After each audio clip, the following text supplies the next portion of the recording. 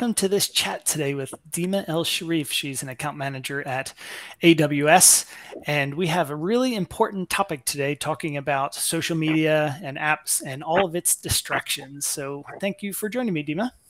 Thank you for having me, Andy. Yeah, why don't you introduce yourself to everybody?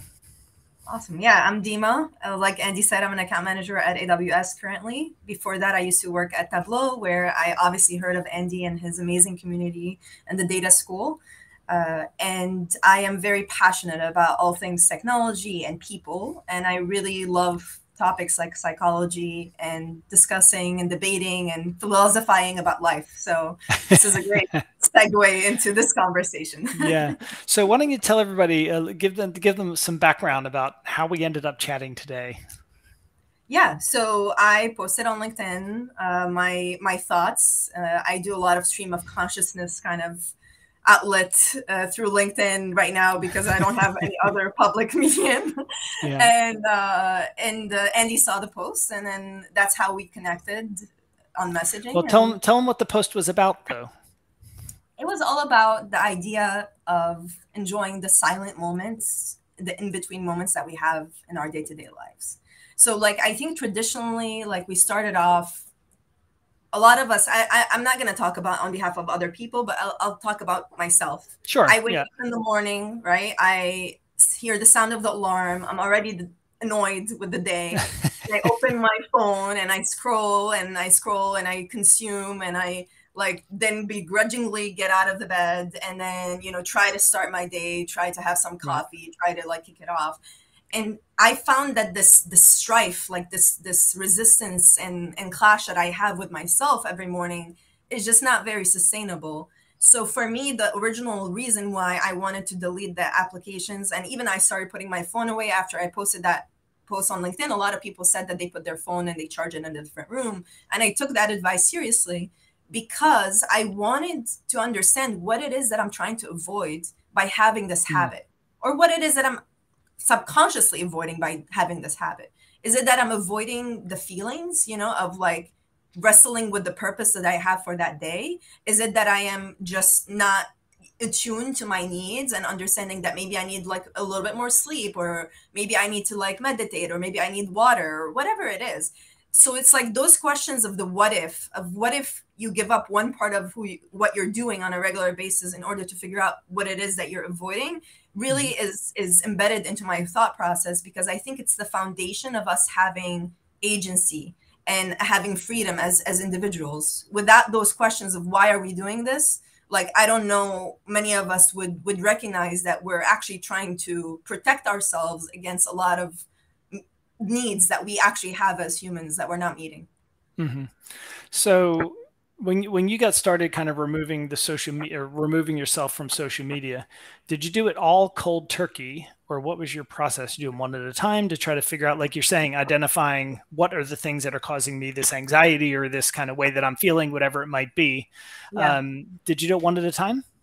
Yeah, I did actually, because originally like the motivation to why I was doing it was different. So when I first stopped, the first thing that I stopped using was Facebook, and this was like years ago. And I think Hmm. it's because the audience that is now on Facebook is specifically my parents' generation, and I felt like there was a specific wave that I didn't want to ride. So, like many millennials, I switched to using Instagram. And then on Instagram, it becomes less about the content, and it was for a while just about photos and, aesthetically pleasing things.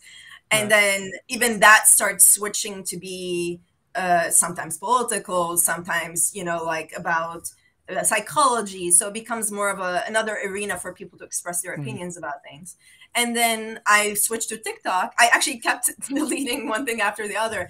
I switched to TikTok during the pandemic because then it's like pure scrolling. We're not like, I'm not trying to like, There's no engagement, right? Mhm. I'm just trying to like consume the fun creative things that people are doing, and that Right. was fun, but that even added that layer of, oh, this is me numbing myself. Like I would go into what my husband calls the shame cocoon. It is when I go in the couch and I put the blanket over me and I'm like scrolling on TikTok, you know, like, and he's listening to the random like giggles from the side. That's what I was doing for a lot of time because, it was my escape. It was a way for me to escape what I was feeling, really, which is apprehension towards the pandemic and everything else. And then I stopped using that as well, and I started using YouTube. And then I did, for a while, I was using YouTube Shorts, and it's basically like the same, except basically the same thing.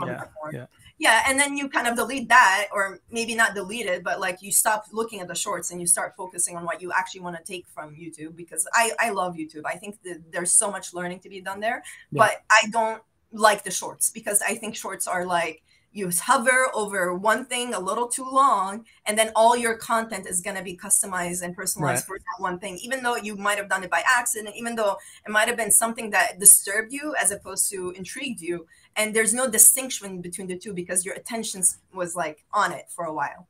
So that's how kind of like the process went. It's like I was constantly looking for an outlet to escape, for real.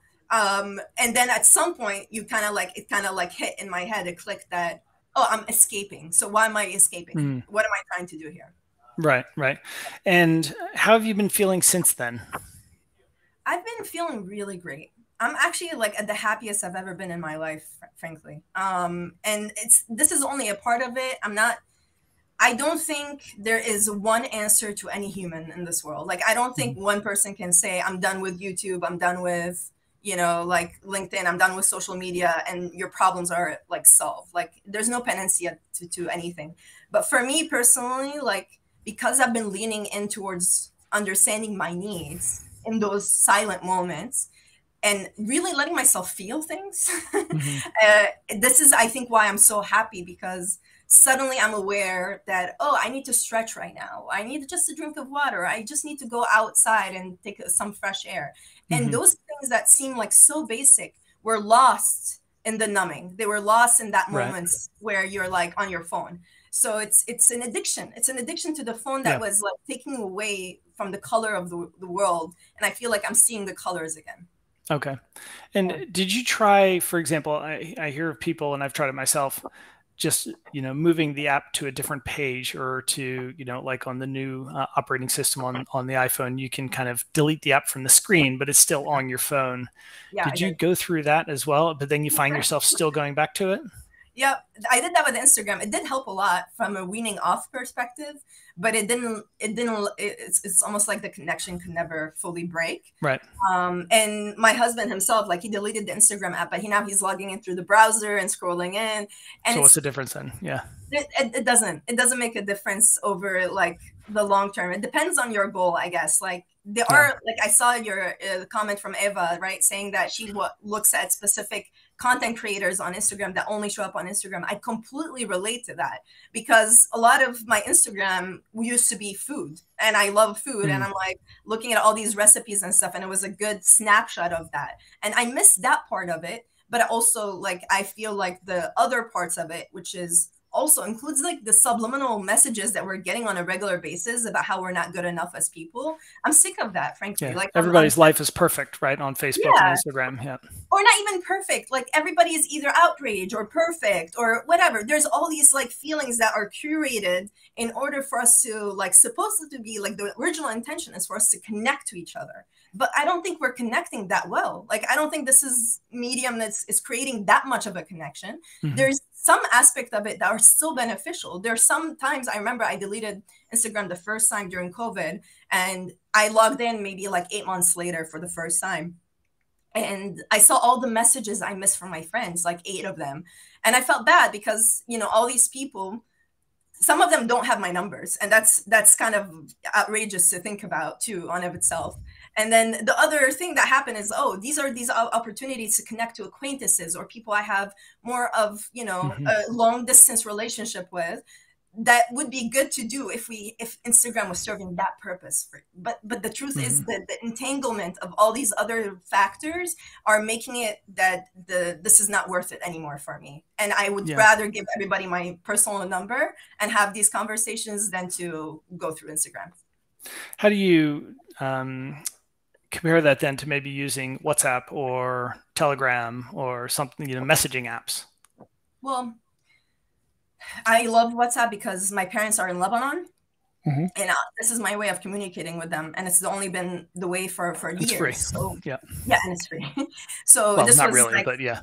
well, yeah, it was. Now you're still getting targets, and now you're getting scams and stuff. But still, it used to be, it was Viber, and it was Skype, and then there was WhatsApp, and WhatsApp was a superior user interface for us for years. Yeah. So that's why I like using it, and I'm only using it to communicate with my family. So there's nothing else going on there, so I have no problem with it. But I guess it depends on who you are and how much text messages. Also, the other thing is I'm not a big texter. Like, I'm a texter from a logistical coordination perspective, and that's pretty much it. I don't know how to communicate that way, at least. So when, you know, I have 4 kids, and they all obviously kind of grew up in this generation with phones, and you know, they're texting all the time. So, you know, they never call me, they only text me. Like, even if they're on their way, I might not have my phone with me, but they'll text me and they'll be like, well, how did you not know I was on the way? It's like, because I don't always have my phone with me. What advice would you give parents that are kind of dealing with this struggle of their kids kind of not using the phone, I guess, you know? So I tell my kids all the time, just call me, right? You know, pick up the phone and call me. But it's a struggle now because kids are so used to communicating that way. What do you think about that? I call them, yes. Do they pick up? Yeah, generally, yeah. Unless they're busy, I guess. But yeah, is it a but it's not. I guess like that's my. I'm asking you these questions because it depends. Obviously, it depends. Every parent-child relationship is different. But one of the things that I have observed is like, oh, you know, there used to be this conversation about how Gen Zers don't like phone calls and they get all this anxiety from phone calls. Well, what is it's probably the other way around, right?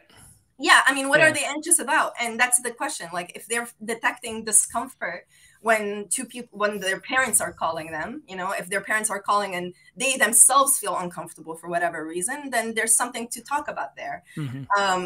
I don't know that there is a blanket answer to this. I think it's highly dependent. I have a friend who's very introverted and who gets very anxious talking on the phone, and I call her out of the blue and she's like, please don't do that. I'm like, okay, I'll text you, I'll give you warnings, I'll give you a heads up, and you know, we'll build towards a phone call at some point. So it's a very personalized thing, and I think it's going to depend on the kid, because for me personally, like, I would much rather, my dad loves texting, for the record. Like, my dad is big on messaging, and my mom does too, and they always sends like these fun articles or whatever philosophical meme of the day. And it's great. I love receiving them, but I'm very bad at like responding to them. Meanwhile, I call my parents every day because that is my way of hearing somebody's voice makes me feel like I remember who they are and what they look like and what they're doing in that moment when they're talking to me. Yeah, I struggle sometimes with, and I tell people at the data school this as well. It's like, you know, if you want somebody to make a decision, just call them. You know, it's okay to call somebody and have them make a decision. Or, you know, it's like, oh, well, I sent them a message, I'll see what they, you know, and I'm like, well, if you need something now, just call them, you know, and they're like, oh, I don't know, you know, and maybe it's just strange because I grew up at a different time. Okay. So why don't I hop into some of the questions that I've written down, and also some that some people have suggested. I guess first, you touched on this a bit, but how has your mental health changed? My mental health it's kind of, in yoga, it's important. Like, so in yoga, they always talk about how if you're working like your back or whatever, you're still within your body. So you're still connected. It's all connected together. So my mental health is connected all together. There's no real separation. And I think like, it's great. Like, I'm telling you, it's amazing. It's not perfect. It's not like I'm waking up every day and it's sunshines and rainbows and everything's amazing every single day of my life. It's more like now I give myself the permission to not be okay if I wake up on the wrong side of the bed one day, or to like let myself, you know, figure it out, feeling the feelings and then figuring out the true cause of the feelings, as opposed to like push them away and go like, no, I'm going to be super proud of it. It's going to be great. I'm going to work hard. I'm going to do this. There was always like this part of me that was raw, let's do this, let's work on it. And the social media stuff only made me heighten that part of me, the personality, the creation part of me, because I didn't have tolerance for other people's pain. Right. I'm tired. So I didn't know how to deal with another status update from a good friend that I know is a good person, but that is maybe like has some incendiary comments about things that I don't agree with. But the Right. minute I talk to them in real life, there's none of that, right? Like I don't have, it's just like a lot of things like that like became better because now I'm like, oh, this is an illusion. This is all. Yeah, I know what you mean. You know, you read somebody, or you connect with somebody online, Twitter, Instagram, Facebook, whatever, and you Yeah, read their, whether it's political opinions or just their tone, and then you yeah, talk to them and it's like a completely different person. it So is. I never know, where are they authentic? Are they being authentic online because they can hide behind it, or are they being authentic, or meaning they're being kind of fake to me, Yeah, or is it the other way around? It's impossible to tell. And because most of the interaction I do with people in the Tableau community or in professionally is done, Twitter or LinkedIn. I kind of have to go with the way that they're writing about, but then yeah, there's a separation. Twitter is very, very different than LinkedIn. right. Twitter is just an echo chamber for whatever you believe in, I guess. Um, Yeah. so how do I you get how do sometimes. you justify LinkedIn then as kind of social media?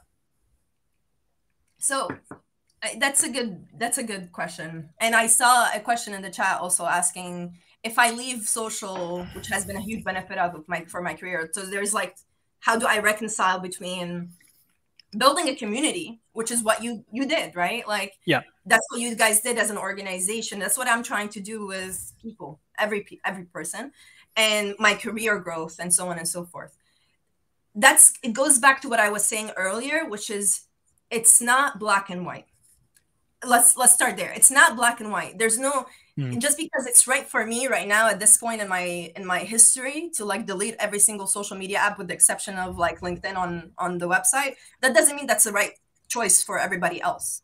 And there's some options to potentially curate what you're consuming, right? Like you can like try to make it more about food or dogs or happy things, like from a perspective if you were looking at things like Instagram, or making it just about work if you're trying to build a community where you're just Mm. creating things and you're sharing it with the world. In fact, I think creating and sharing is an important process of being human, and I don't think, whether it's on social media or otherwise, I don't think we should deprive anyone from that ability. So that's never been the problem. The problem has never been about humans creating cool things and sharing them with other people. And it has never been about humans finding a way to talk to each other through the internet, because the internet has created a greater room for conversations than any other time in history.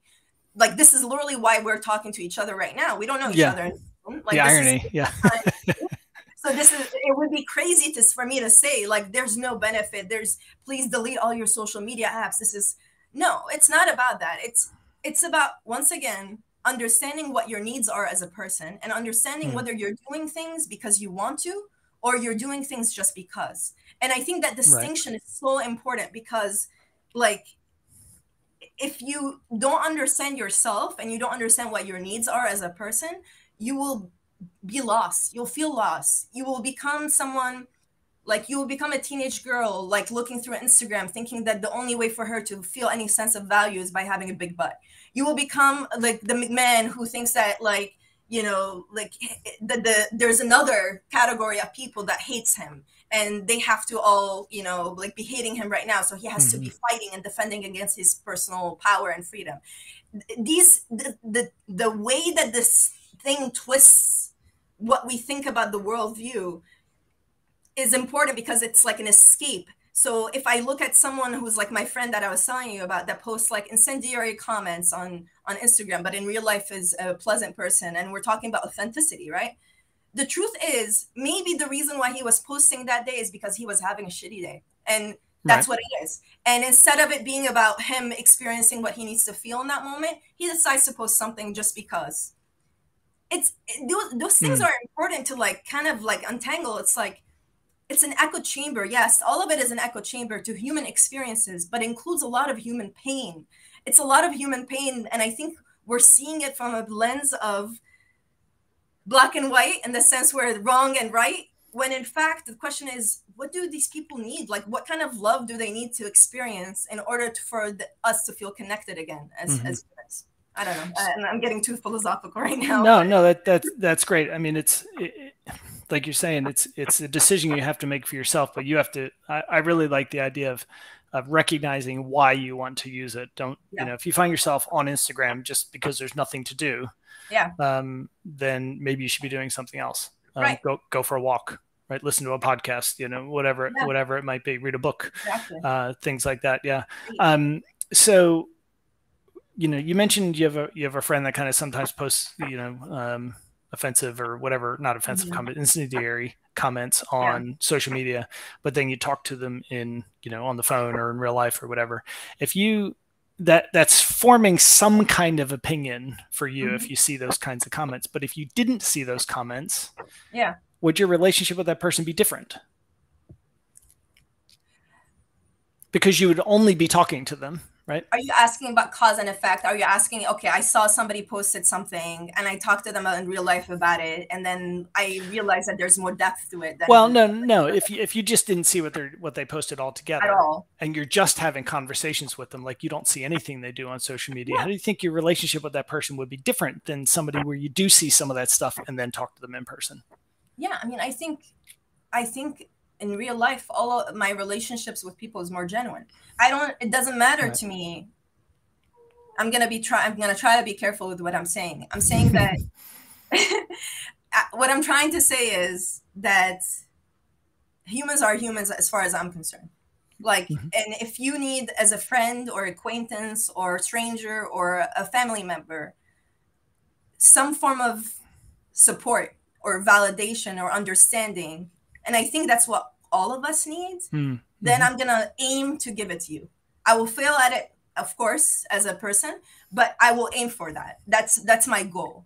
And so I think, like, if you separate the creation from the person to some extent, but I don't think you can fully separate it, by the way, because I don't think you understand why people curate themselves if you don't understand them. So it's kind of like you have to understand why is this person acting the way that they are? What's driving them towards a specific kind of behavior? A lot of people I know around me, like, are dumbfounded by this idea of, like, why is this person such a troll? Like, oh, you know, like, why? And I'm like, well, there's reasons. Yeah. Definite reasons. You're just not taking the time to understand this person fully, to understand what kind of pain they're going through in order to become that troll. Yeah. And I think that's kind of like the give and take of things, is like, it's the part that's sad is, like, it's impossible to get to know everyone that ever existed in real life, right? Like, it's impossible to, like, look at some random Twitter snapshot of a person and go like, oh, you know, this person's I hate them so much. But you're like, okay, but what if I met them in real life, how would they be like? Like, what's going on with their life? Yeah. Like, it's an interesting thought that you have to kind of, like, balance in your head. And I failed at it, which is why I'm off of social media. I'm not doing particularly well. I understand that there's no such thing as bad and good from a perspective of humans. I understand there's context behind why people are the way they are, but it's still incredibly difficult for me to, like, read comments that are hateful of any sort and be, like, happy person. Like, it's difficult. I would rather solve from within my life, like, that issue than to do it online and try to do something kind of pointless, because I will never understand where they're coming from. Yeah. I think one of the biggest struggles for me with relationships, you know, online versus offline, is that I tend to see people more online. And when they are trolling and things like that, and then they behave completely differently when I see them in person, especially if some of the trolling is towards me. Then, you know, are they just being a jerk? Are they now being fake? And I'm almost like, well, I just don't want to have anything to do with that person because I don't know if I could trust them. Right. You know, so am I shutting somebody out of my life that is, you know, really beneficial to my life, and they're just being a jerk online? Do I just tell them that? You know, and then see how they deal with it. If they don't like it, well, okay, I can be, you know, we can just not communicate anymore. So it's a real struggle with me. I see that a lot on Twitter, where people will troll me, or, you know, things I'm interested in. and then I meet them at a Tableau conference or something, and they're completely different. I'm like, you are really fake.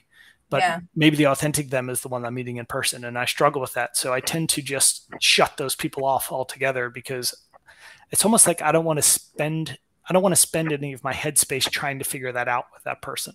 Yeah. I mean, that's legit. It does make sense. I mean, it's hard enough to hear. It's hard enough to not personalize things when you know this person in person. And if they're definitely attacking you directly, whether online or real life, it's a threat. It's a social threat. Yeah. It's a form of social rejection. So in of itself, it hurts. Like it's not an easy thing to read or reconcile in your own head. Yeah. So yeah, it definitely makes sense. But I think, like, if I were to give my take on whether people are fake or authentic, I think it's not as simple as that. I don't think there's that binary. I think it's more like it's pain. I mean, it's pain, and it has nothing to do with you. You know, it's not, there's something else going on in their life that's causing them to behave like that. Yeah. Something else. And maybe something way deeper than we ever realized. Like, with a lot of people that I know in my life, I would recognize immediately, oh, this person is in pain about something. But then I talk to them, and it dawns on me how horrendous what they were going through they were actually going through. It's like you think you're at that level, because maybe for me, like, I'm a pretty lucky, happy person. So I've experienced pain, but some of the pains that my friends and people that are trolls online and fake and all of that have experienced is so deep. It cuts so deep. It goes all the way to their childhood. It goes all the way to they were 3 years old and what their parents did to them. Mm-hmm. And I don't think you can know that until you spend a ridiculous amount of time with them. So it's better. I think it's healthier for you to recognize that it's not about you, and and for you to do what you need in order for you to be happy. And even if that means not having it, you're not obligated to have a relationship with anyone. Like, this is all like up to you, but it is just a matter of, like, maybe not feeling pained by them. I just want like recognizing that pain you're experiencing might be temporary, specifically because it's not about you. Yeah, and another way that I sometimes think about it, and Eva has kind of given me this perspective a bit, is, if you put an hourly wage on your time, would I spend X amount of money to kind of improve my relationship with this person, right? So if, let's say the number you have on yourself is $100, right? Do I want to spend $100 with this person in order to possibly, make it better, or can I spend that $100 with something else that's going to give me more satisfaction, so that's maybe another way to think about it as well. Yeah. Okay. So let me just scroll through a few more of the quick, because you've actually answered like a lot of my questions so far. Okay. Yeah. Here's one. What are some moments recently that you would have missed if you were still consuming content? I wouldn't have started painting. I'm painting right now like crazy, and I would have not, like, I would have spent all of yesterday, like, I did some cleaning, did some chores, but it was fun. It wasn't like an obligation. Then I started painting, and I basically did that on my iPad for hours. And that used to be something I did as a kid. And I think that's the thing that I'm kind of realizing is, like, we're losing the element of play in our lives. We're losing the element of fun and play. And why? Why is it only exclusive to kids to have fun, and not in the adult, bougie way, not in I'm going to go to a restaurant and try all these new cocktails kind of way, but in a true, like, I'm playing with games, I'm playing with art, I'm writing, I'm doing things, I'm, that kind of way, like true play, and that authentic, real self.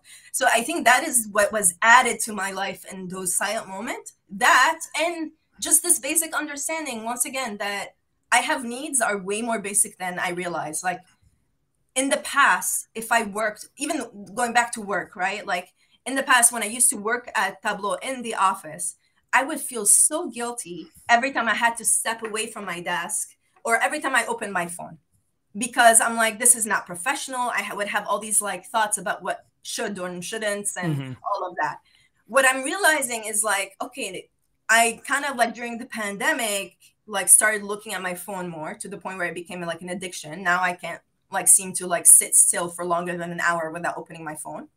And then two, that if I take that away, I should still meet my needs. I should Right. still go for a stretch, and I should still, feel not guilty about stepping away from work for the sake of something that fulfills who I am and that only gets me more energized to do more work. And that's kind of the irony of the Mm. situation. All is like the minute you realize that you don't have to work, that you want to work, it just like switches, because now I'm working, like I can work 14 hours days, and other days I will work way less than that, depending on how my mental health is, right? And Mm-hmm. again, it's just about self-awareness, self-containment, realizing that, oh, I'm a person. Yeah. I'm not a slave. I'm not to anything, not to my Mm. phone, not to work, not to my family, not to my friends. I am a person with choices, and I'm making the choice of how I want to spend my time. Yeah. I think one thing I think about is I'm not a smoker, but I see people on smoke breaks, and Yeah. people on smoke breaks are usually with other people that are on smoke breaks, Yeah. and they're having those chats. They're not on most of the time they're not on their phones unless they're by Yeah. themselves. But if they tend to be with other people having these chats. So maybe we could start thinking about having our own smoke breaks, even though we're not smoking. Yes. So maybe You can call it that's social something snacking. we could start encouraging. Yeah. I Mhm. yeah. Sorry. Go ahead. No, I was finished. Yeah. Oh, okay. Yeah. I was just Um, saying that social snacking is a key concept. I'm sorry. yeah, we keep interrupting each other now. I was at we did a family trip to IKEA yesterday. That's always an adventure. Yeah. And we were sitting next to this mom and her two kids. And this is something that really bothers me a lot now, is when instead of engaging with their kids, they just stick a phone in front of their face. Mm-hmm. Mm-hmm. Like I can't even remember the last time I saw a parent get out a coloring sheet and some Yeah. crayons. Yeah. Just even if the kid's like 2 years old or something like that. Yeah. I mean, we can't predict what that's going to do to people, but how do you Yeah. think that like that kind of generation is going to grow up? Do you think they're going to be really messed up with how they can communicate with people and like be creative? And I struggle with that question because again, I love technology. So I don't think putting a piece of technology in a kid's hand is an inherently bad thing. I think it depends on what they're creating with it. If they're well, just I'm thinking more when they use it like a babysitter, right, because so they just don't want to deal with the kid, basically. well, I guess that goes back to the question of why are parents so overwhelmed? And I think that's the thing that I'm kind of like more empathetic on a little bit, which is I'm not a parent myself, so obviously I don't have, but I have a lot of friends who just had babies, and I only see the struggle towards being a good parent as like this never ending, like torturous experience, because children are attention demanding. And also, you have a good bunch of generational difference between you and your kid, to the point where you don't understand that as a kid they're going to want to run around and they're going to want to scream and they're going to want to Yeah. like seek your attention and ask you the questions and all of that.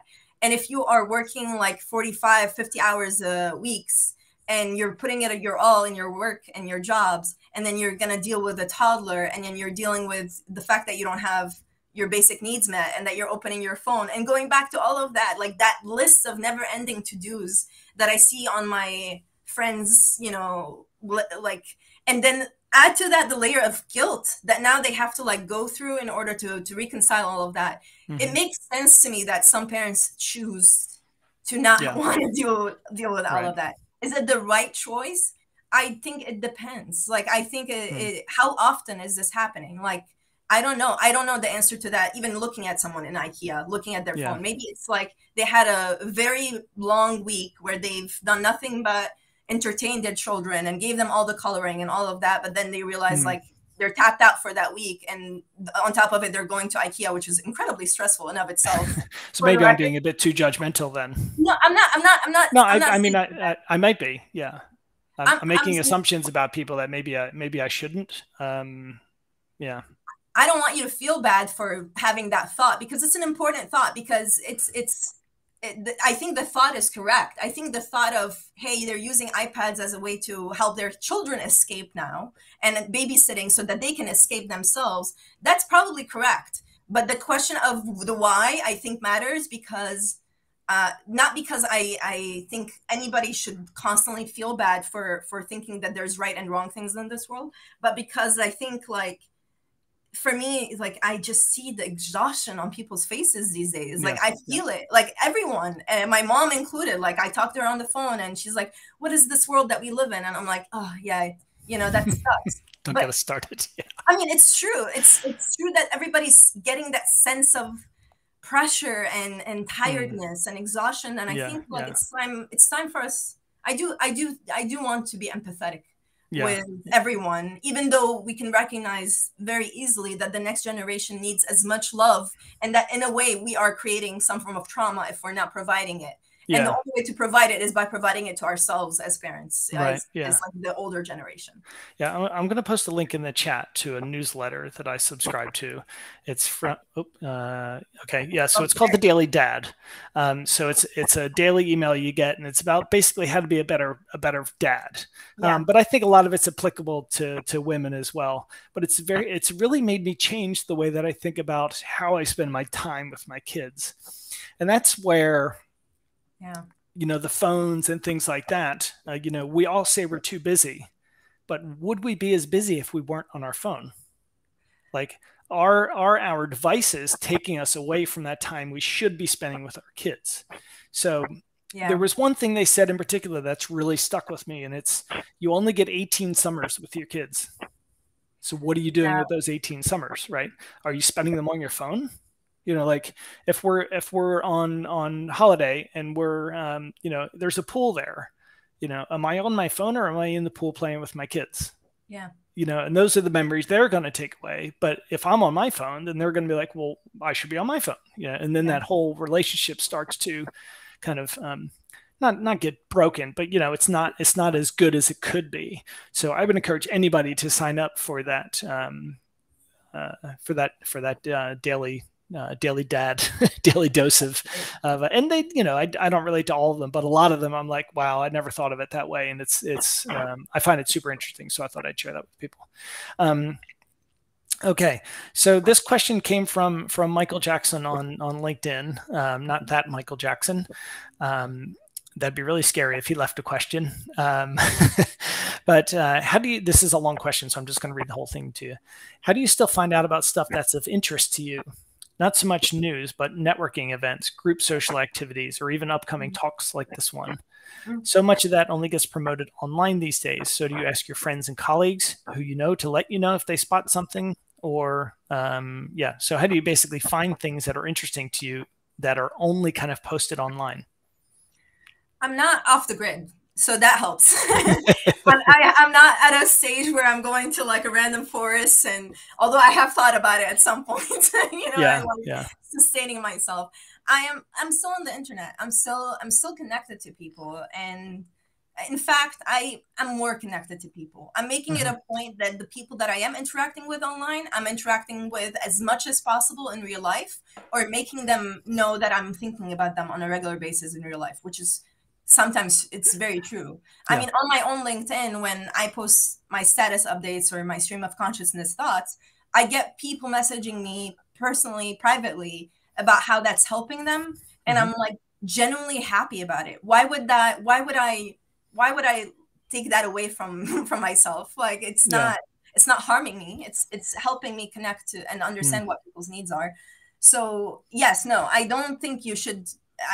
I'm like I said, I don't think you should or shouldn't do anything that you don't want to do. And if what feels right to you right now is to stay connected to social events, to stay connected to people that you build a connection with wherever, you should do that. You just do what you want to do at the end of the day, and balance it out. But just like I said, just ask yourself consistently, what would someone who loves themselves do? You know, why am I doing what I'm doing? And if you're asking those questions on a regular basis every day of your life, trust me, you're going to have the answers to that question. You're going to understand, looking at the Kardashians today is not making me feel good, but maybe tomorrow it might make me feel better. Like, who knows? Like, it's it's not a binary choice, and I'm not making choices on behalf of other people. And I don't think you should put yourself into a corner. And I think everybody has the right to change their minds about anything. So yeah. Okay. I also read this article. I'm going to actually post a link to this as well. So let me just copy the link to this. I found it really interesting in kind of preparing for this chat with you. It's 13 things that could happen when you quit social media. I'll go ahead and read them off to you. And I'd like you to tell me if these apply to you. Okay? Okay. You'll get more work done and you'll do it faster. I would say I'm a 5 out of 10. Okay. You'll get your creative juices flowing. That's got to be high for you. That's 10 out of 10. Okay. You might feel anxious at first. Yes, sometimes you still do. I don't think it goes away. So not just at first, you still feel anxious, right? Yes. You'll feel less stressed. Or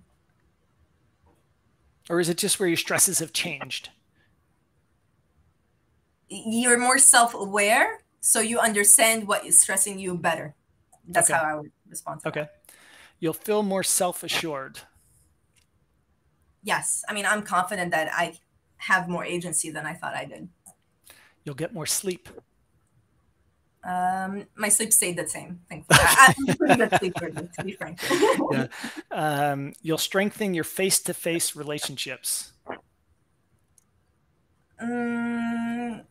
Mine are pretty strong right now, and they were before I quit social media. So I did it more for myself and the individual. You're less likely to get bored. Yes, that's true. And that was surprising.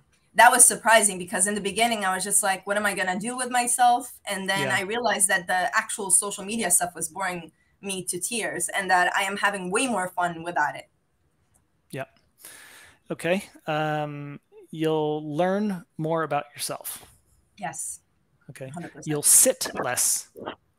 I don't sit, so I'm always sitting. Okay. I think that means like, you're not going to just sit around and do nothing. You're going to find some things to do. There's less Shane Cocoon moments. There's no pouching in the, yes. Yeah. Your decision-making skills will improve. Yes, I would say so. You'll argue less. Yeah, absolutely. And last but not least, you'll develop more emotional intelligence. That sounds quite deep.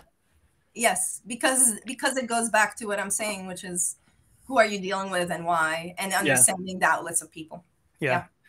I mean, I think kind of the key takeaway or the key thing I've taken away from this is that we're missing moments when we're stuck on technology, whether that's as a coworker, as a parent, as a partner, as an individual. We have to be conscious of why we're doing what we're doing. And that's, I mean, maybe that's not even limited to just social media. Like maybe you're starting to do paint because maybe you're starting painting again because you're trying to get away from something else and you haven't realized that yet. Or, it could be. So you just have to kind of generally look out for anything that you might be doing as a distraction to get away from something else. Yeah, that's true. It's true. Yes, it's true, especially about feelings, right? Like it's true about what you're feeling. Whatever it is you're feeling, if you're escaping it, there's probably you're missing data points from who you are. You're missing very important data points because what you feel, including the pain, is actually telling you what you need to do or what you want to do, not what you should be doing. Yeah. This might be a bit too personal of a story for me to tell, but when so I'm going through a divorce, and it's really interesting looking back now. Because I've been able to kind of reflect and those sorts of things, that there were times when I would look for an excuse to stay at work or to go to the pub after work and come home late. And I think it was an avoidance thing without realizing it. Yeah. So I think that's another one of those things where I couldn't see the signal through the noise. Right. It's interesting. That's the same kind of reflective thing. It could have easily just been, I'm sitting on Instagram all the time and scrolling through and missing those same kind of moments. So any last words of wisdom from you? The last word of wisdom is that No I pressure. I mean, to summarize it, I think the human purpose is to love themselves. Okay. And I think you should maximize that in every way you can as a person. And if social media and quitting social media is part of it, whether quitting or getting on social media, depending on who you are, then you should do that. Great. Well, I mean, I'm really glad I reached out to you and had this discussion because I feel like it's been very therapeutic for me as well. So I appreciate that very, very much. And I hope the people that I've watched are getting something out of it as well. And if you are watching and you think other people can find this valuable, please share it with them. Reach out to us on LinkedIn, not Twitter. Reach out to us on LinkedIn. We'll be happy to have a chat with you. And Dima's been great to chat through all this while we're trying to get this set up. So I appreciate everything you're doing. I appreciate everything you're doing, Andy, and your community is the best thing ever. So I think everybody should know about the data school. I think people should be signing up, especially now that you open the New York office, which I know a lot of Americans were looking for the data school to open up its branch in the US. So this is amazing. Yeah. Why haven't they applied then? Or is this more like Tableau salespeople? Now, let's go, people. Let's go. Okay, great. Well, if I'm ever in DC, I'll look you up. Yes, please. And vice versa. Okay. Sounds great. All right. Have a good day. Bye. All right. Bye.